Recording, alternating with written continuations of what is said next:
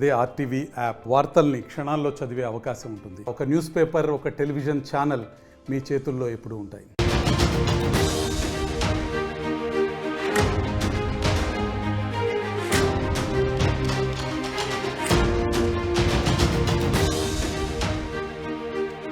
Breaking news.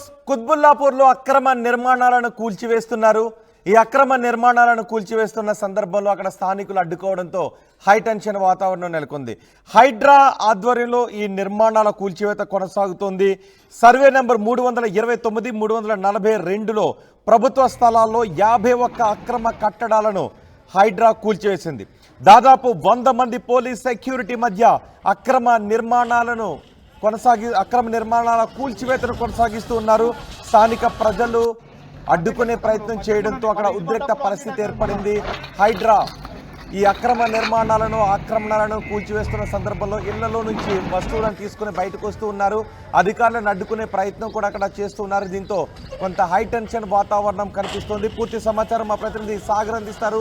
Sagar, ఎవరు ఈ ఆక్రమణలకు పాల్పడింది? ఎన్నాళ్ళ నుంచి ఆక్రమణలకు పాల్పడి ఉన్నారు? ఇప్పుడు ఆక్రమణలను కూల్చివేస్తున్న సందర్భంలో ఏంటి పరిస్థితి?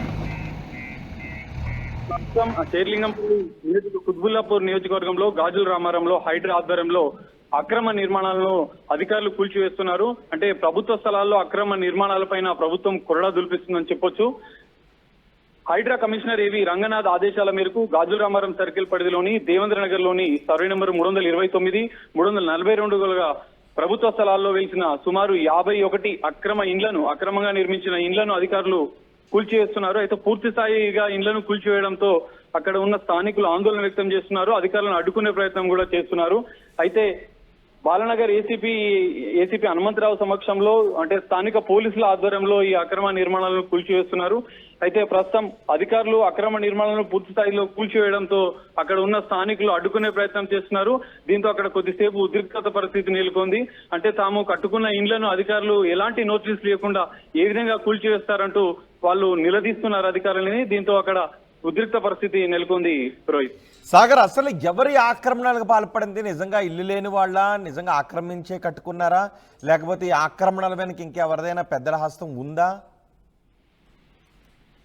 రోహిత్, అంటే సాధారణంగా హైదరాబాద్ శివారు ప్రాంతాల్లో కొంతమంది పేదలు ఈ విధంగా ప్రభుత్వ భూముల్లో గుడిసెలు వేసుకుని నిర్మాణాలు అక్రమంగా స్థానిక రాజకీయ నాయకుల అండదండలతో ఈ విధంగా నిర్మాణాలు చేపడుతూ ఉంటారు.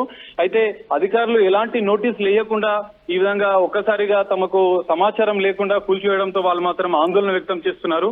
రోహిత్, మరి ఏంటి ఇప్పుడు వాళ్ళ పరిస్థితి ఏంటి? నోటీసులు ఇవ్వకుండా కూల్చివేశారని చెప్తున్నారు. ఇప్పుడు ఆ ఇల్లు కూల్చివేయడంతో వాళ్ళ పరిస్థితి ఏంటి? ఎంతమంది ఉంటారు అక్కడ ఆక్రమించుకున్న వాళ్ళు? దాదాపు 50కి పైగా కుటుంబాలు ఇప్పుడు రోడ్డున పడ్డాయని చెప్పొచ్చు ఈ కూల్చివేతల ద్వారా. అయితే తాజాగా కాంగ్రెస్ ప్రభుత్వం నూతనంగా వచ్చిన తర్వాత ఈ ప్రభుత్వ స్థలాల్లో అక్రమ నిర్మాణాలపైన ప్రత్యేక స్పెషల్ డ్రైవ్ నిర్వహిస్తుంది.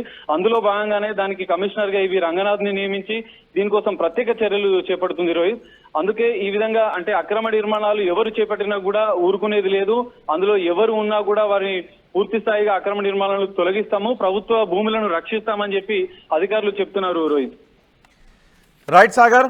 కుత్బుల్లాపూర్ గాజుల రామారంలో అక్రమ నిర్మాణాలను తొలగిస్తూ ఉండటంతో హైటెన్షన్ వాతావరణం నెలకొని ఉంది.